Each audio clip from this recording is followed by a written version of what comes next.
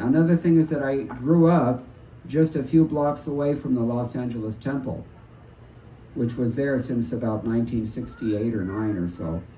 So at least from that age, we'd seen the devotees around. In fact, we used to ride our bicycles past the temple and make fun of them. But actually I was attracted.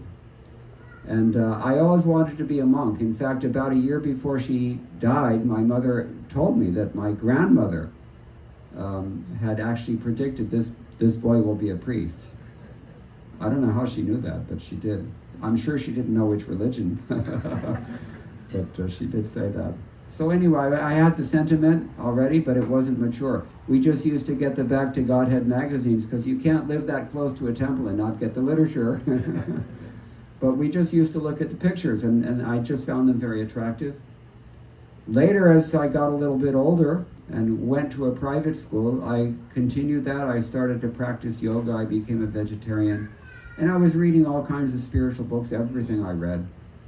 But, I couldn't really understand it. I read several editions of Bhagavad Gita even, but I couldn't understand them, and the main reason I couldn't understand them is because the publishers also didn't understand them. Kyonki evam parampara praptam imam rajarshi viduhu. This thing has to be received in succession. When I first saw Srila Prabhupada's Bhagavad Gita as it is, I thought the title was exceedingly presumptuous. Because, what about, there's so many other editions, why does he think that only his is, But then I read it, and it was like somebody turned on the lights, and everything was clear.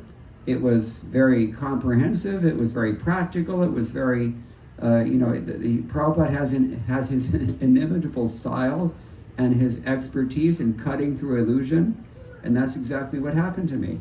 Maybe I was ripe, I don't know. But it really had a profound effect. And I already had wanted to join some religious order anyway, so it was not a hard sell for me. This is just my own experience. Other people have had different experiences. But I came as a result of Prabhupada's books, and that's why I always try to push on Prabhupada's books. Because look at this. One could consider one thing. I really never had a great deal of Prabhupada's association, only for the last trip that he was in Los Angeles in 1976. I saw him at that time. And I was very young, just a teenager, early teens. And I was living outside also, so I was completely unimportant. There was no way that I could get in to see Prabhupada by 1976 because his association was exceedingly coveted. Still, somehow or other, I just happened to be there in the right time at the right place. And I saw him a few times when he gave the class. I honestly couldn't get much out of the class because his Bengali accent was so thick that I couldn't understand what he was saying. But I was really impressed by his when he walked into the room, it was as if the sun god walked into the room. He was just glowing. And many, many, many disciples have said this same thing, and I know very well from my own personal experience. That really, really impacted me in a major way. I didn't know much about who he was or anything, but I could understand instantly that this person is not from this realm. He's from a completely transcendental place. So, I was already reading the books by then, and I could understand it. In fact, I even knew this song, Jai Radha Madhava, which we sang earlier. But when Prabhupada sat down to sing it, even though I knew the words, I was still just so mesmerized by his transcendental demeanor that I couldn't remember the words and couldn't respond to the kirtan. I was just, with open jaw, just stunned to see such a personality.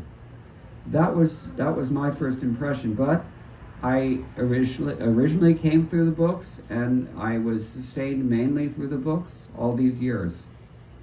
And that means that even those of you who have never seen Srila Prabhupada either, practically, that you can also follow the same process through his books. You can hear and chant, you can hear what he has to say, you can purify your own existence, and you can even share this wisdom with others.